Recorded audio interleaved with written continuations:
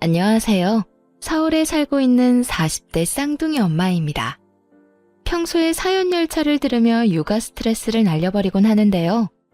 사연을 들을 때마다 매번 떠오르는 사람이 있어 감정이입이 되더라고요. 그래서 사연의 주인공이 복수에 성공할 때면 함께 통쾌한 시간을 보내고 있습니다. 이렇듯 여러모로 좋은 시간을 만들어주던 사연 열차에 제 사연이 소개된다고 생각하니 정말이지 가슴이 설레우는군요. 고민 끝에 보내신 사연인 만큼 최선을 다해 이야기를 풀어볼 테니 끝까지 함께 해주세요. 그러면 시작해 보겠습니다. 저와 남편은 결혼한 지 5년이 된 부부였어요. 연애까지 치면 10년 가까이 된 저희 부부는 가벼운 의견 대립을 제외하곤 제대로 된 부부싸움도 해본 적이 없는 화목한 사이였죠. 남편은 배려심이 깊었고 저에겐 세상 누구보다 다정한 사람이었죠. 그리고 그런 남편을 너무나도 사랑했고요. 이런 저희에게도 걱정거리가 있었는데 그건 바로 아기였죠. 처음 2년은 신혼생활을 즐기기 위해 미뤘지만 그 후 3년 동안은 열심히 노력했는데도 임신이 잘 되지 않더라고요. 힘겹게 임신하면 유산을 해버렸고 그런 과정 속에 저희는 점점 기대를 접었어요. 그리고 5년이 되던 해에 남편이 결심을 했는지 이렇게 말하더라고요. 여보, 우리 이제 아기는 포기하는 건 어때? 응? 당신 많이 힘들어? 기다리는 것도 지치는 일이긴 하지. 그것도 그렇지만 난 당신이 더 걱정이야. 아기가 있으면 좋긴 하지만 사실 우리 지금도 충분히 행복하잖아. 이 행복한 시간들을 임신 때문에 기대했다가 실망했다가 하는 게 아깝다는 생각이 들어.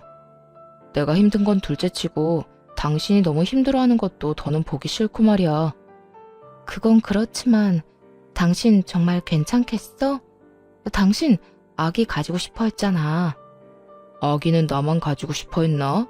당신도 마찬가지잖아. 설사 나만 원했다고 해도 난 아기보다 당신이 더 중요해. 그러니까 이쯤에서 포기해도 난 정말 괜찮아. 우리 이제 임신 걱정은 묻어두고 지금까지 그래왔던 것처럼 신혼 기분 내면서 살자. 고마웠어요. 사실 포기하자는 말을 여자가 하는 것은 참 힘든 일이라고 생각해요.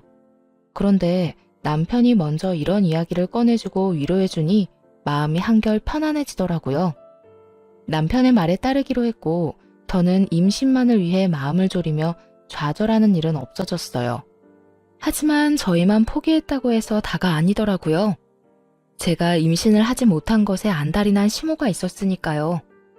시모는 저를 잡아먹지 못해 혈안이 된 사람처럼 굴었는데 임신을 하지 못하자 그걸 빌미로 더 신나서는 시집살이를 시키더라고요. 일하는 것에는 신경 쓰지도 않는지 날마다 전화해서 잔소리하는 것은 일상이었고 일주일에 2~3번씩은 시댁으로 불러 온갖 집안일을 시키곤 했어요. 아가, 얼른 와서 이불 빨래 좀 하거라. 이불에서 신내가 나는데 내가 허리가 아파서 도저히 할 수가 없구나. 아가, 너 곧 퇴근하지? 퇴근하는 길에 우리 집에 들러서 김치 좀 담가라. 내가 만든 것보다 네가 만든 게 먹고 싶어서 그래. 예, 빨리 와서 청소 좀 해. 집골이 엉망이다. 처음엔 어린 마음에 시모가 무서워서 그 후엔 그래도 시모가 어른이니까 그저 계속해서 참아왔는데 어느 순간부턴 인내심에 한계가 오더라고요.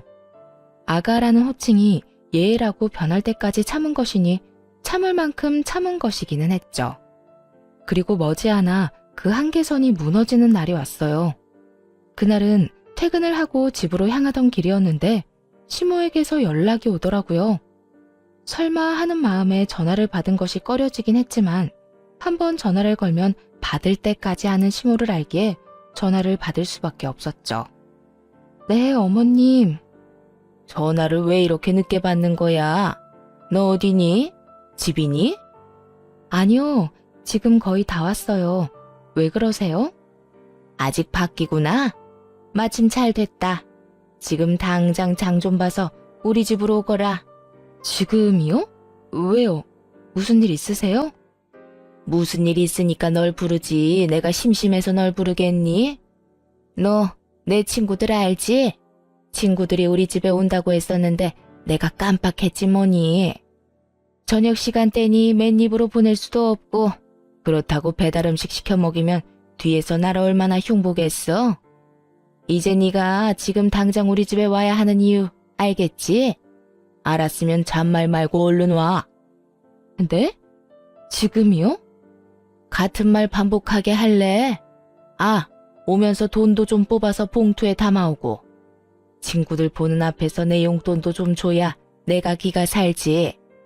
그렇지 않아도 남들 다 있는 손주 하나 없다고 애들이 얼마나 불쌍히들 보는데 네가 그 정도는 해줘야 내가 고개라도 들고 다니지 않겠니? 그날따라 시모의 한마디 한마디가 얼마나 제 가슴을 후벼 파는지 도저히 듣고만 있지 못하겠더라고요. 평소에도 남편에게 이런저런 핑계로 돈을 뜯어가고 있다는 걸 잘 알고 있던 터라 이대로 넘어가면 안 되겠다는 생각이 들기도 했고요. 저 못 가요, 어머님. 뭐? 너 지금 뭐라고 했니? 못 온다고? 네, 저 못 가요. 지금 집에 다 오기도 했고 저도 사람인지라 피곤하네요.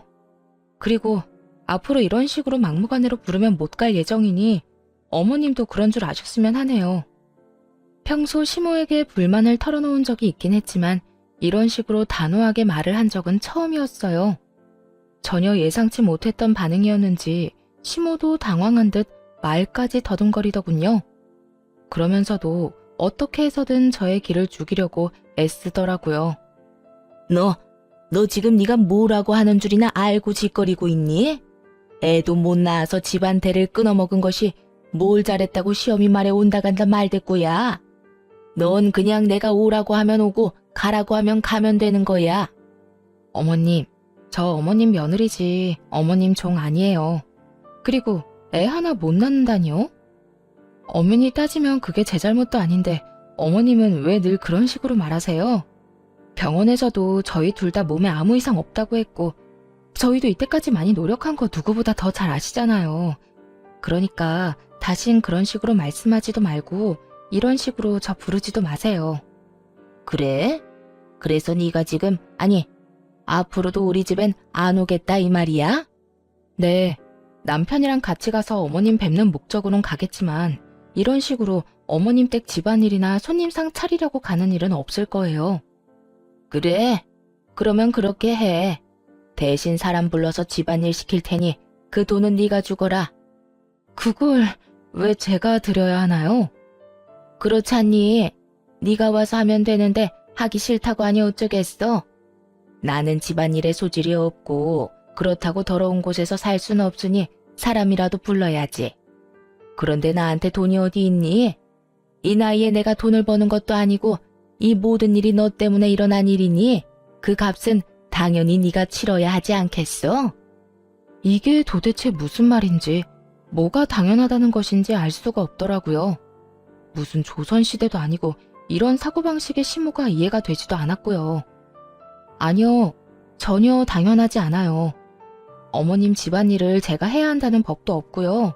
설령 그렇다고 하더라도 그 돈을 제가 줘야 하는 의무도 없어요. 전 그렇게 직접 못하시겠으면 어머님 돈으로 하세요. 어머님 매달 아버님한테 꼬박꼬박 돈 받으시잖아요. 용돈 제외하고도 여러 명목으로 받고 있는 거 다 알고 있거든요. 지금 받아가시는 돈으로도 충분히 차고 넘칠 텐데 굳이 보태고 싶진 않네요. 처음 말을 꺼낼 때만 해도 전화를 들고 있는 손이 떨릴 만큼 무섭고 긴장됐는데 막상 입을 열기 시작하니 술술 잘도 나오더라고요. 그만큼 쌓였던 것이 많기도 했다는 뜻이겠죠. 이런 저와는 달리 시모는 자신의 뜻대로 되지 않자 화가 났는지 슬슬 언성을 높이며 막말을 하기 시작하더라고요. 그렇지 않아도 막말을 잘하는 시모인데 화가 나니 욕까지 해대며 고함을 지르더군요. 야, 너 진짜 그딴 식으로 나올 거야? 내가 너 가만둘 줄 알아? 내가 지금 당장 가서 네 머리채라도 잡고 끌고 와야 정신을 차릴래? 좋은 말로 할 때 얼른 와서 네 할 일 해.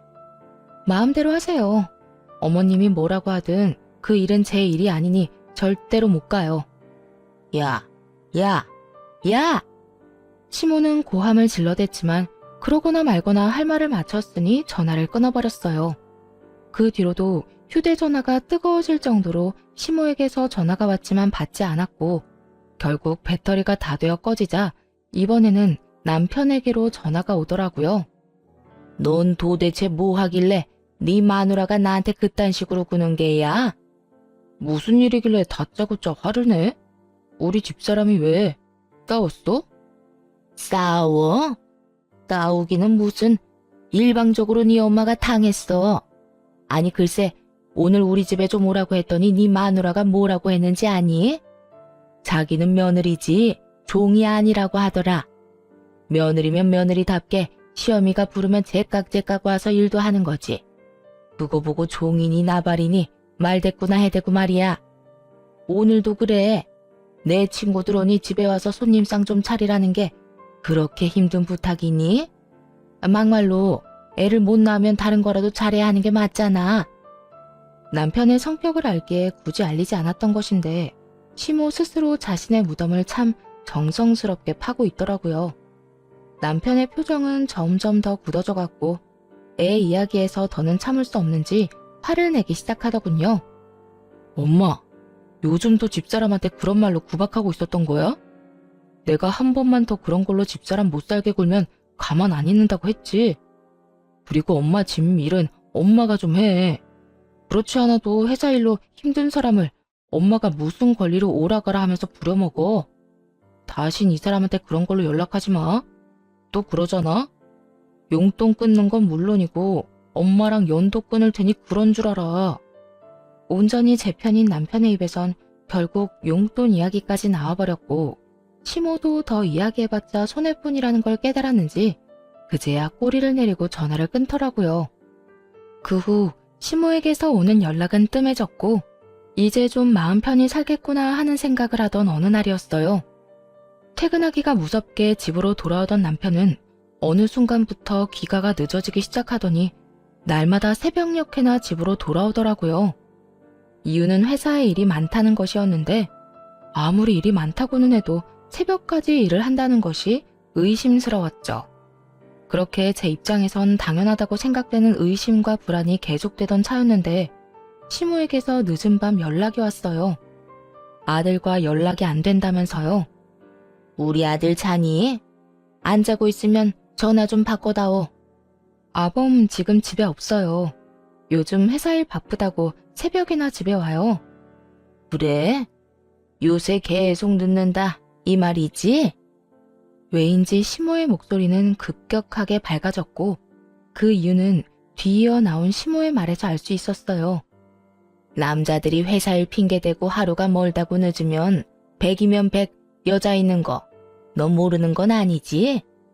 우리 아들 애도 못 낳는 마누라밖에 모르는 바보인 줄 알았더니 그건 아닌 것 같아서 다행이구나.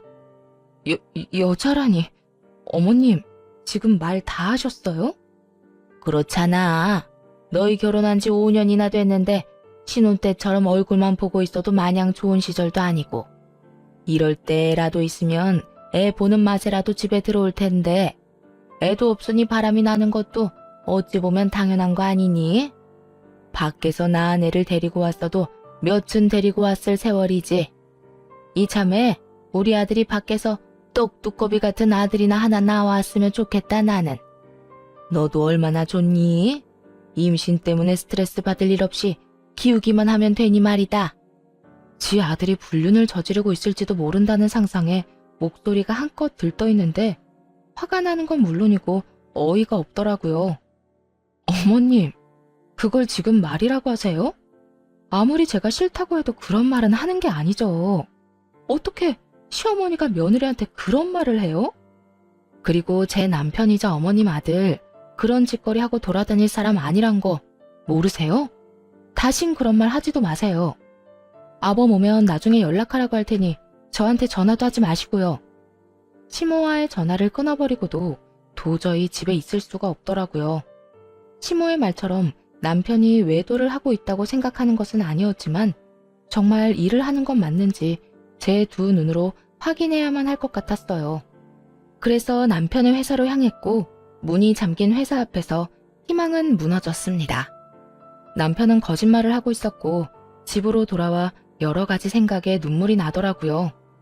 그럴 리가 없다고 남편을 믿으면서도 시모의 말이 귓가에 맴돌았고 굳건히 잠긴 회사 문이 떠올라 복잡한 마음이었어요. 그렇게 울고 있는데 남편이 잔뜩 지친 모습으로 들어오더라고요. 아직 안 잤어? 먼저 자고 뭐야? 당신 울어? 왜 울어? 무슨 일 있어? 무슨 일은 당신이 있겠지? 당신 도대체 요즘 뭐 하고 다니는 거야? 어? 나 일이 바쁘다고 그랬잖아. 일? 아까 당신 회사 다녀왔거든? 불도 다 꺼지고 문도 다 잠겨있던데 일은 무슨 일이야? 나한테 왜 거짓말하는 건데? 당신 진짜 어머님 말대로 다른 여자라도 생긴 거야? 뭐? 여자? 그래, 여자. 어머님이 그러더라. 내가 애 하나 못 낳아서 당신이 밖으로 눈 돌리는 거라고. 정말 당신 다른 여자라도 생긴 거야? 그런 거야? 쉼없이 몰아세우자 남편은 깊은 한숨을 내쉬더라고요. 그 상황이 너무나도 곤란하다는 듯 말이에요. 그런 남편의 반응에 마음의 준비를 하며 대답을 기다렸고 한참을 고민하던 남편의 입에서 나온 말은 전혀 예상치도 못한 내용이었어요. 그게 일은 한 게 맞는데 회사 일이 아니라 술집 아르바이트를 하고 있었어. 아르바이트? 당신이 왜 아르바이트를 해? 혹시 회사 잘렸어? 아니, 나 사실은 요즘 투잡하고 있어. 그게 당신 출퇴근할 때마다 버스 지하철 갈아타느라 많이 힘들어하잖아. 그래서 차 사주려고 돈 모으고 있었는데 하루라도 더 빨리 사주고 싶어서 퇴근하고 할 수 있는 아르바이트를 하고 있었어.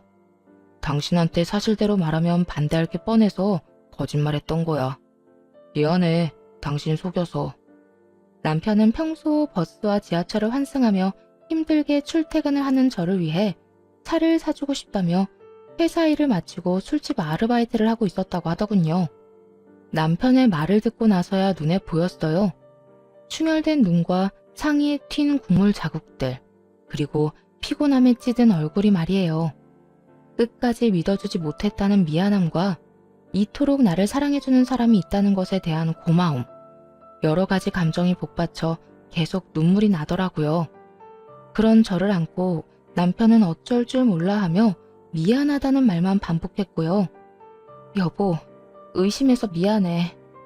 당신이 그럴 리가 없다고 생각하면서도 상황이 그러니까 당신이 바람 피우고 있을지도 모른다고 생각했어. 정말 미안해. 아니야.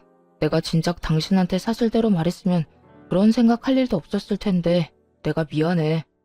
아니야. 내가 미안. 그런데 일은 앞으로 하지 마. 꼴이 이게 뭐야? 회사 일도 충분히 힘들 텐데 퇴근하고 제대로 쉬지도 못해서 엉망이잖아. 나 차 필요 없어. 지금도 전혀 힘들지도 않고 말이야. 그렇지 않아도 생각했던 돈 거의 다 모아서 이번 주까지만 한다고 했어. 꽤 오래 모았거든. 그런데 여보, 아까 그 말은 무슨 말이야? 엄마가 당신한테 했다는 말 말이야. 남편은 그 와중에도 그 말이 마음에 걸렸는지 집요하게 물어오더라고요. 모자지라는 꼴처럼 되자 말하지 말까 하는 고민을 하기도 했지만 혼자 품고 지나가기엔 시모가 선을 넘은 건 확실했기에 모든 걸 말하기로 했어요. 시모와의 전화통화가 녹음된 것까지 들려줬죠. 두 눈을 꾹 감고 녹음 파일을 반복해 듣던 남편은 무언가 결심한 듯 감은 눈을 뜨고는 저를 데리고 시댁으로 향했어요. 새벽 3시가 다 되어가는 시간이었죠. 신부는 자고 있을 것이 뻔했고 남편은 걷잡을 수 없이 화가 많이 난 상태였고요. 무슨 일이 일어날 것이 분명한 상황이라 남편을 말려봤지만 소용없었죠. 결국 그렇게 시댁에 도착했고 당연히 자고 있을 거라 생각했던 시모는 어쩐 일인지 웃으며 저희를 반겨주더라고요. 직접 보고 들으면서도 도저히 믿어지지 않는 말을 하면서요. 왔니? 그렇지 않아도 올 것 같아서 기다리고 있었어. 많이 싸웠니? 그래서 이혼이라도 하겠다는 말 하려고 온 거야? 어머, 혹시 내가 말한 대로 다른 여자가 우리 아들 애라도 가졌다니? 들뜬 목소리로 말도 안 되는 말을 해대는 시모를 보며 저보다는 남편이 더 큰 분노를 느끼는 듯 했어요. 제 손을 꽉 잡은 손이 떨리고 있었거든요. 엄마, 그게 무슨 말이야? 어떻게 친엄마라는 사람이 그런 말을 웃으면서 그런 목소리를 할 수가 있어? 나 결혼한 유부남인 거 몰라? 뻔히 아는 사람이 다른 여자한테 내 애가 있냐는 말을 그렇게 아무렇지도 않게 할 수가 있느냐고. 그것도 이 사람이 여기 이렇게 있는데. 아니면 아닌 거지. 왜 화를 내고 그래? 내가 뭘 그렇게까지 잘못했다고? 엄마가 무슨 잘못을 했는지 모른다는 게 제일 큰 잘못인 거 몰라? 엄마가 이 사람한테 그런 말 하면 이 사람 상처받아. 이 사람 가슴에 대못 박는 거라고. 엄마는 우리가 이혼이라도 하길 바라는 거야? 정말 그런 거야? 이혼까지는 아니더라도 밖에서 애는 낳아왔으면 했지. 사진 멀쩡한 우리 아들이 애 하나 못 낳아서 마음고생을 그리도 하는데 내가 그런 마음이 안 생기겠냐고. 나라고 오죽했으면 그렇겠어? 힘들어도 우리가 더 힘들고 아기를 원해도 우리가 더 원해. 그러니까 엄마까지 나서서 그런 말로 집사람 상처 주지 마. 그리고 나 밖에서 여자 만나고 돌아다닌 거 아니고 일했던 거야. 이 사람 출퇴근하느라 고생하는 게 싫어서 차라도 한 대 사줄까 해서 회사 끝나고 아르바이트 했던 거라고. 그러니까 다신 그런 생각도 하지 말고 입에도 올리지 마. 남편의 잔소리가 이어지자 귓등으로 듣지 않던 시모는 돈 이야기가 나오기 시작하자 눈을 반짝이며 남편을 바라보기 시작했어요. 평소 시모가 돈 타령에는 도가 텄다는 걸 익히 잘 알고 있긴 했지만 그날은 정말 대단하다는 생각이 들 정도로 상식 밖의 논리를 내세우며 돈 타령을 시작하더군요. 잠시만. 그러니까 바람을 피우고 돌아다닌 게 아니라 네 집사람 차 사주려고 다른 일을 하고 있었다. 이 말이야? 그래.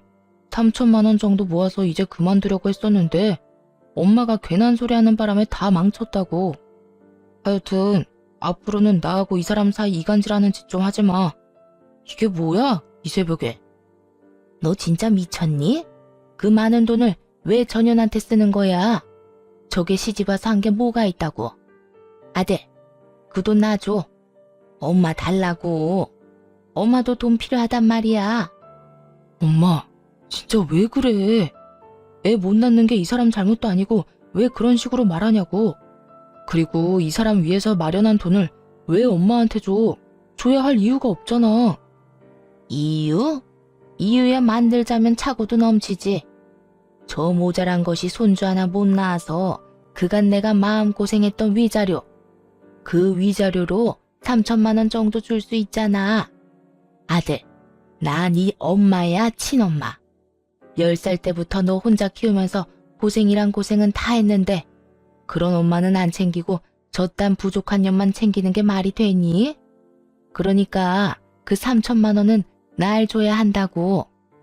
손주를 못 안겨줬다는 이유로 위자료를 요구하는 시모, 어떻게 생각하시나요?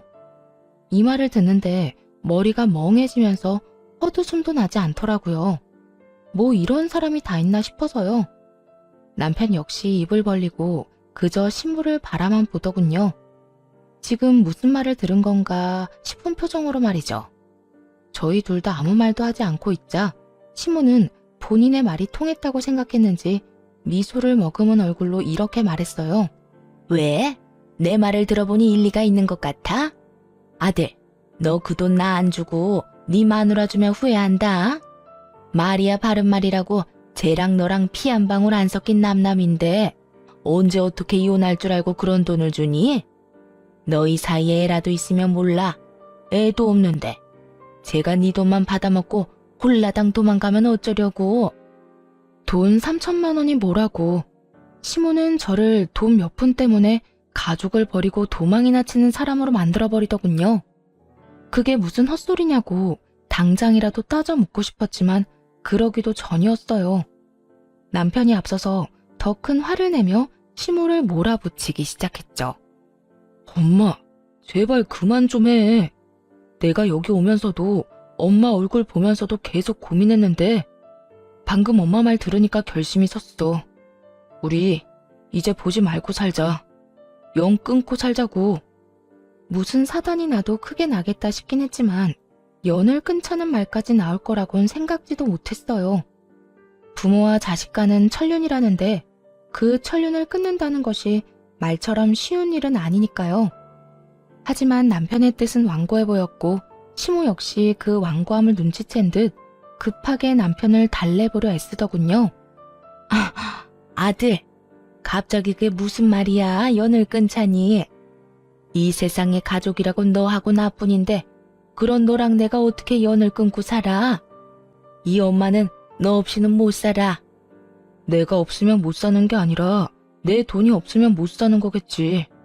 엄마 우리한테 안부차 연락한 적이 있긴 해?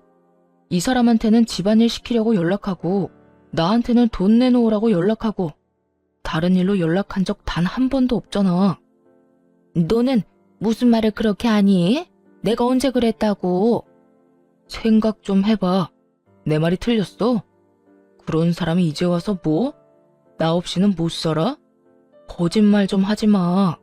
그리고 나 이제 엄마 말고도 가족 있어. 그러니까 엄마도 이제 나 말고 엄마 가족 만들어서 잘 살아. 난 나하고 내 가족한테 상처만 주는 엄마 없는 사람이라고 생각하고 살 테니까. 그래? 그러면 알겠어. 그까지 다들 없다고 생각하고 살면 그만이야. 이거 왜 이래? 그런데 영 끊을 때 끊더라도 그 3천만 원은 주고 끊어. 내가 너 혼자 키우느라 고생한 게 얼만데 그 정도는 100번 1000번은 더 줘야 한다 너. 헉소리가 다 날 정도로 황당하더군요. 그렇게 하나뿐인 핏줄이라고 강조할 때는 언제고 연을 끊자는 상황에서도 아들을 다시 못 보는 것보다 3천만 원을 잃을까 더 노심초사하는 모습이라니. 남편은 깊은 배신감을 느끼는 듯했고 높아질 대로 높아진 언성에서 느껴졌죠. 3천만 원? 내가 왜? 길거리에 버리는 한이 있어도 엄마한테는 안 줘.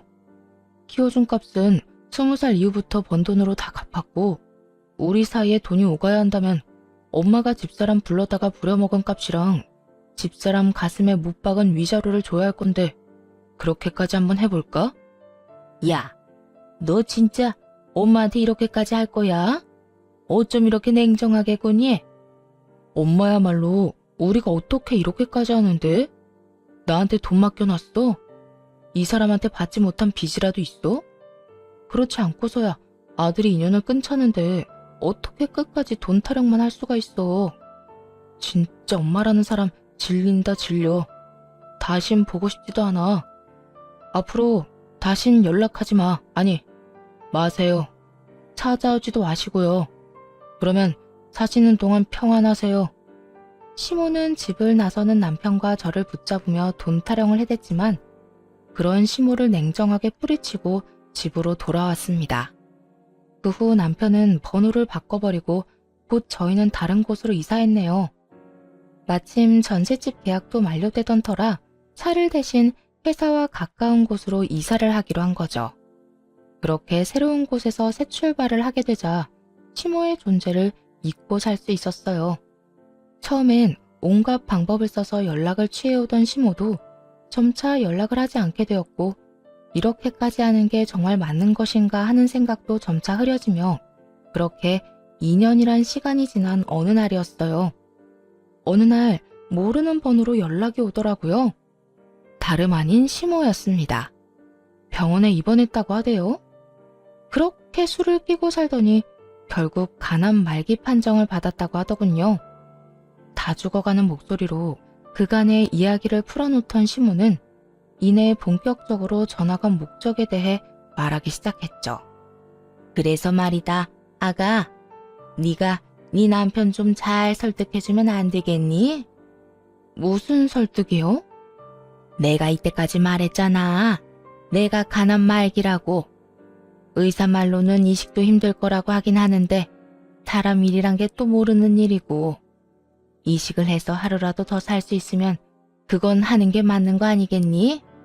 그러니까 내 아들한테 네가 설득 좀 해주려무나. 내 아들이지만 내 말보단 네 말을 더 잘 듣잖니. 들어보니 이식을 해도 가망이 없다고 하는데 시모는 이식만 한다면 영생을 누릴 것이라고 확신이라도 하듯 남편의 간을 탐내고 있더라고요. 간 이식만 하면 다 해결된다고 하더라도 이식을 권해볼까 말까 하는 마당에 가망도 없는 일에 그리고 이렇게 된 사이에서 그딴 요구를 하다니 그 뻔뻔함에 기가 막히기도 하고 온몸에 소름이 닿기치더라고요. 어머님, 말이 되는 소리를 좀 하세요. 이식해서 완치된다고 해도 고민 정도는 해볼까 말까인데 의사도 힘들다고 한 마당에 제 남편이 왜 간을 이식해드려야 해요? 네가 뭔데 된다 안 된다를 판단해. 넌 그냥 내 아들한테 내 상태가 어떤지 전하기만 하면 된다. 내 아들은 내 사정 들으면 분명 발벗고 나서줄 테니까. 지독한 년, 네 심보가 이따위니까 애도 없는 거야. 변한 것이 하나 없는 시모는 또 그런 식으로 상처만 주더니 전화를 끊어버렸고 고민에 빠졌죠. 이 상황을 남편에게 알려야 하나 말아야 하냐는 고민이요. 깊게 고민해본 결과 이건 제가 결정 내리고 말고 할 문제가 아니란 생각이 들더라고요. 가망 없는 일이라고는 하더라도 남편이 이식을 시도하고 싶다면 제가 말릴 일은 아니란 생각이 들었으니까요. 그래서 퇴근을 하고 돌아온 남편에게 시모의 이야기를 전했고 남편은 제 휴대전화에 기록이 남아있던 번호로 시모에게 전화를 걸었죠. 아들, 이야기 들었지? 엄마 많이 아파. 얼른 와서 수술 날짜 좀 잡자, 응? 누구신데 이런 이야기를 하는지는 모르겠지만 저는 엄마가 없는 사람입니다. 그러니까 다시는 이런 연락하지 마세요. 너 정말 이딴 식으로 나올 거니? 다른 것도 아니고 엄마가 아프다는데 그깟 간 좀 떼준다고 네가 죽는 것도 아닌데 이렇게 쪼잔하게 굴 거냐고. 마음대로 생각하시고 다신 이런 용건으로 연락하는 일 없었으면 합니다. 저는 절대로 저의 어떤 것도 내어드릴 생각이 없으니까요. 하나밖에 없는 아들이 날 안 살려주면 누가 날 살려준단 말이야. 그러지 말고 제발 다시 한번 생각해보려무나. 이제 와서 하나밖에 없는 아들 타령을 하시네요. 2년 전 영 끊자고 말씀드렸을 땐 아들은 안중에도 없고 돈만 챙기려 드시더니 어쨌든 전 그때 그 자리에서 엄마는 없는 사람이라 생각하며 살기로 했습니다. 남편은 전화를 끊어버렸고 시모는 작전을 바꾸어 저를 설득하기 시작했어요. 아무리 생각해도 남편은 가망이 없을 듯하니 저를 어떻게 해서든 구슬려 보기로 마음을 먹은 것이겠죠. 아가, 나 정말 이러다 죽을 수도 있어. 그러니까 우리 아들 말고 너라도 이식 좀 해주면 안 되겠니? 지난 일은 다 흘려보내고 우린 현재를 살아야 하잖니. 그러니 너도 마음 한번 넓게 써보거라. 응? 시모는 저를 설득하려는 그 순간에도 미안했다는 말 한마디 없더라고요.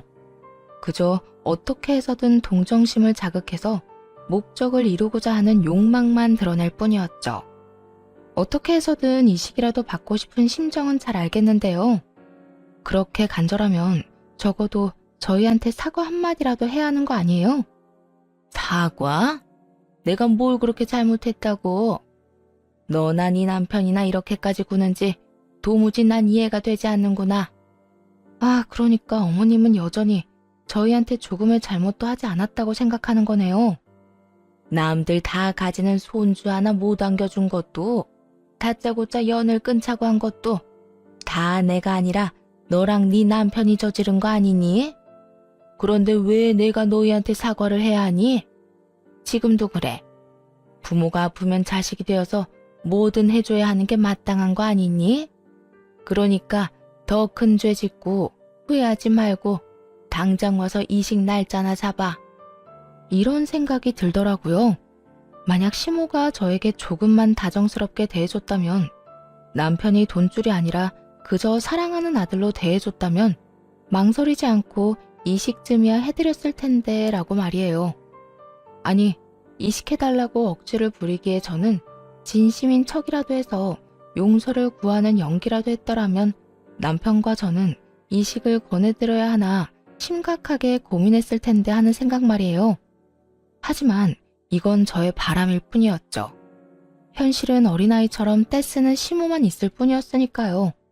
그래서 좀 더 냉정해지기로 했습니다. 만약 어머님이 지금이라도 사과 한마디만 했다면 고민이라도 해봤을 텐데요.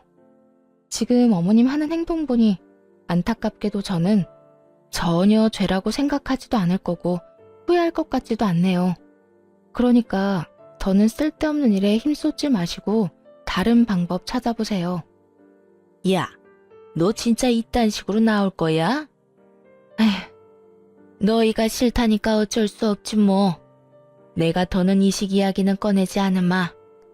그 대신 그때 그 3천만 원 지금이라도 나 다오. 몸이 아프니 돈 나가는 데가 한두 군데가 아니야. 그러니까 그 돈이라도 내놓으려무나. 정말 대단한 사람 아닌가요?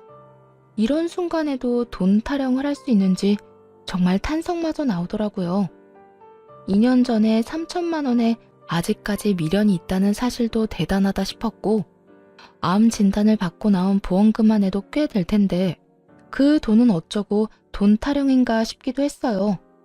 시모가 또다시 막무가내로 우겨대니 제 정신조차 피폐해지기 시작하더라고요. 말이 통하지도 않았고 자기 말만 해대며 언성을 높여대는 시모와 더는 대화하고 싶지도 않았고요. 도돌이표 같은 이 상황, 저만 지긋지긋한가요? 그만 좀 하세요, 제발. 그 돈은 이미 다 쓰고 없고 있다고 해도 어머님께 드리는 일은 없을 거예요. 저희요, 어머님이 돈 내놓으라고 우기면 돈 내놓는 기계 아니라고요. 그러니까 제발 지금처럼 모르는 사람인 양 살아요. 부탁이에요. 그렇게 마지막 통화를 끝냈는데 마냥 후련하지만은 않더라고요. 아무리 믿다고는 해도 몸이 좋지 않다고 하니 신경이 쓰이는 건 어쩔 수 없는 노릇이었어요. 남편 역시 마음이 편치만은 않아 보이더라고요. 늦은 밤 남편은 홀로 거실에 나가 한숨을 쉬기도 했고 어느 날은 술에 취해 들어와 속내를 내비치기도 했어요. 사실은 나 너무 속상하기도 하고 슬프기도 하다.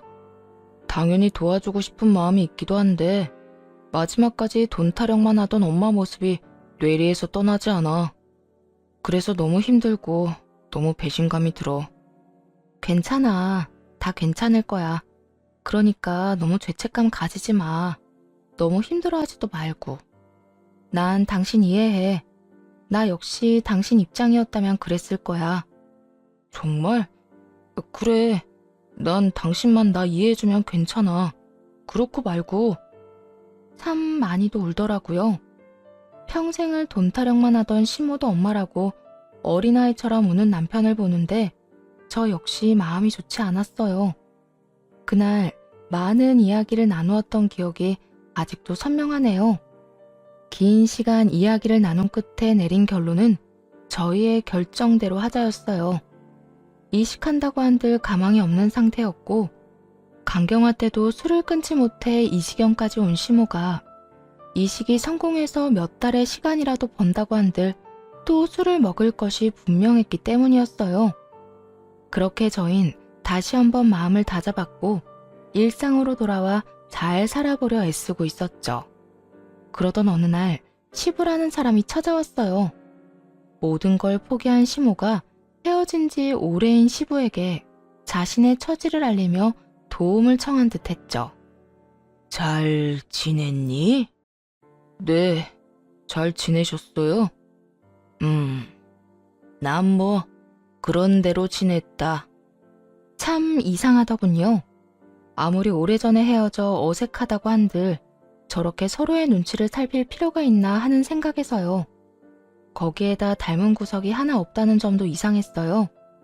그저 그렇게 이상하다고 생각할 뿐 다른 사연이 있을 거라 상상치도 못했는데 두 사람은 제가 전혀 생각지도 못했던 이야기를 꺼내기 시작했어요.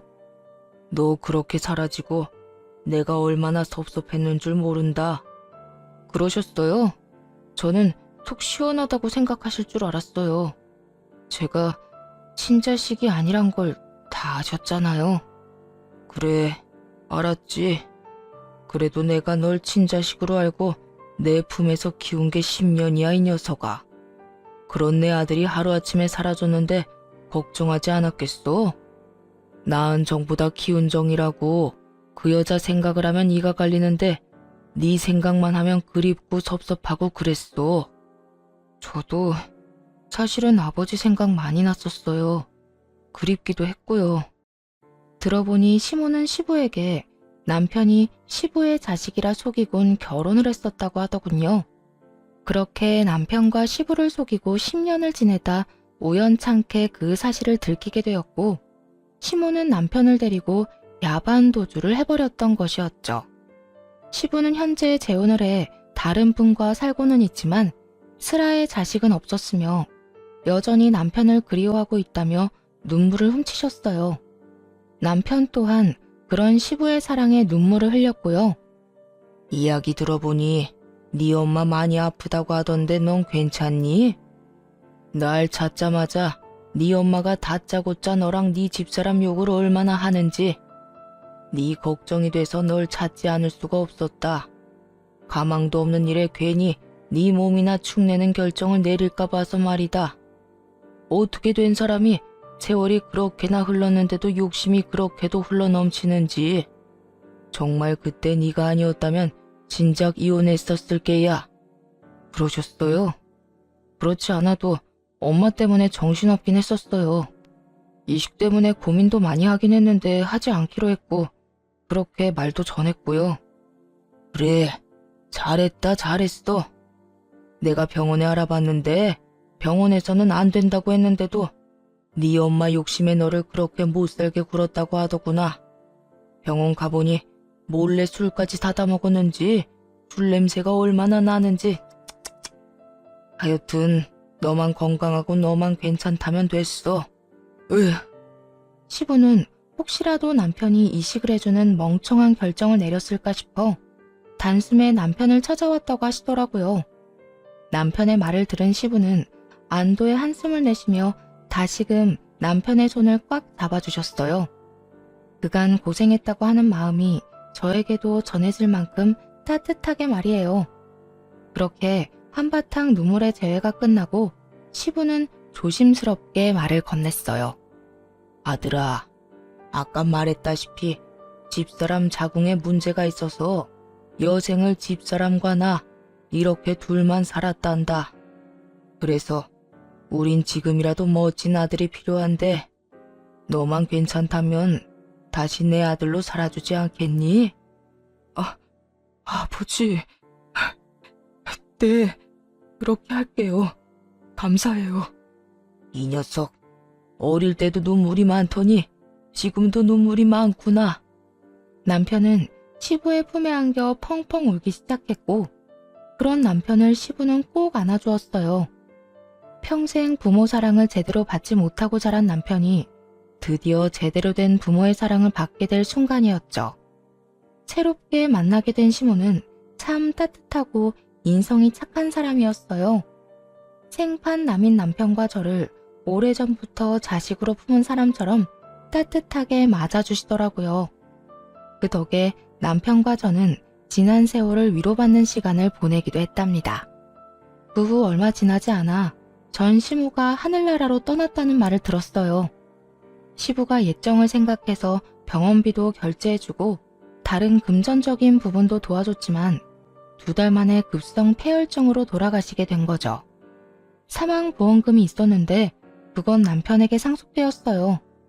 그 돈으로 좋은 묘자리도 마련하고 가시는 길 섭섭하지 않게 잘 보내드렸네요. 그렇게 죽은 시모가 기억 속에서 잊혀질 때쯤 시부가 큰 돈을 주시더라고요. 아버님, 이게 무슨 돈이에요? 갑자기 돈을 왜 주세요? 그게 너희 지금이라도 임신 다시 시도해보는 건 어떨까 해서 말이야.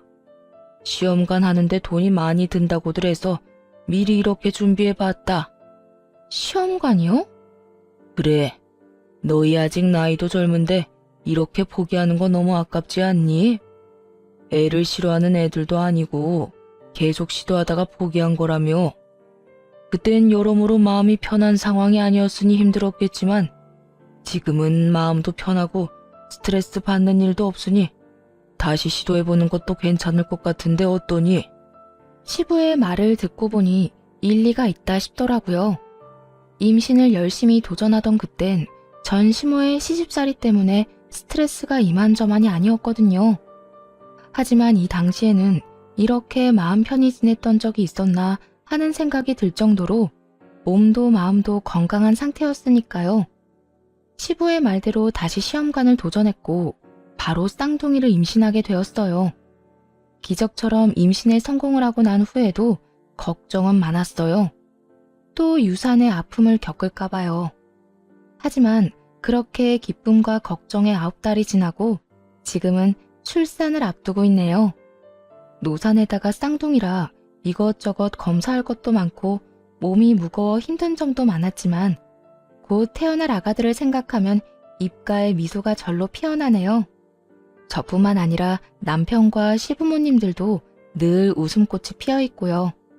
사실 전시모와 연을 끊을 때까지만 해도 이런 가정을 꾸리고 살게 될 거란 생각도 하지 못했었어요. 남편과 둘만 사는 생활에 불만이 있었던 건 아니었지만 부모님을 모시고 다니는 가족들을 보면 부러운 마음이 생기기도 했거든요. 그랬는데 새로운 시부모님이 나타났고 그런 시부모님의 권유로 저희에게 곧 있으면 쌍둥이까지 생긴다니. 사연을 쓰는 지금 행복함에 벅차 눈물이 나면서도 전 시모의 생각에 씁쓸해지는 건 어쩔 수가 없네요. 어느 날은 남편과 전 시모 이야기를 나눈 적이 있어요. 아무리 연을 끊어버렸다고 한들 생각이 나서요. 여보, 어머님 보고 싶진 않아? 엄마? 살아계셨다면 아직까지 원망했을 것 같은데 그렇게 가시고 나니까 보고 싶을 때도 있긴 하네. 사실 나도 그렇게나 미웠는데 참 이상해. 그런데 여보, 나 그런 생각 가끔 한다. 그때 내가 아기도 빨리 가지고 출산까지 무사히 했으면 어머님이 날 좀 예뻐해 줬을까? 그랬으면 이날까지 어머님도 함께이지 않았을까 하는 생각. 당신은 그런 생각 안 해? 이 말에 한참을 망설이던 남편은 허공을 응시하며 이렇게 말하더라고요. 나도 그런 생각하기는 해. 그런데 몇 번을 생각해도 우리 엄마는 출산과 상관없이 변함없이 똑같은 모습이었을 거란 결론이 나더라고. 내가 오랜 세월 다 겪어봤잖아. 그러니까 당신도 괜한 죄책감 가지지 말고 그저 돌아가신 분 미워하는 마음 없이 가끔 떠오르면 생각하고 그땐 그랬었지 하고 웃어 넘겨버리자. 알겠지? 그래, 알겠어. 남편과 저는 마주보며 웃었고 그날 비로소 전 시모를 완전히 용서하고 제대로 보내드렸던 것 같네요. 그 덕인지 요즘엔 전 시모 이야기가 나와도 웃어 넘길 만큼 여유가 생겼고요. 처음 이 사연을 쓸 때까지만 해도 고민이 참 많았는데 말이에요. 다른 사연처럼 이혼 사연이 아닌 절연 사연이라 더욱 고민스러웠던 것 같아요. 그럼에도 사연을 쓰게 된 이유는 저희 가정처럼 상식에서 벗어난 시부모님의 행동 때문에 고통받는 분들이 많더라고요. 여러 사연들을 접하며 제가 겪었던 일들, 그리고 저희가 어떻게 행동했는지가 조금이라도 도움이 될까 싶어 사연을 쓰게 되었어요. 부모와 자식 간의 사이가 쉽게 끊을 수 있는 사이가 아니란 걸 누구보다 잘 알지만 그럼에도 아닌 건 끊어내야 더 멀리, 더 높이 나아갈 수 있지 않을까 합니다. 그것이 악연이라면 더욱 단호하고 빠른 결정이 필요하지 않을까요? 이로써 저의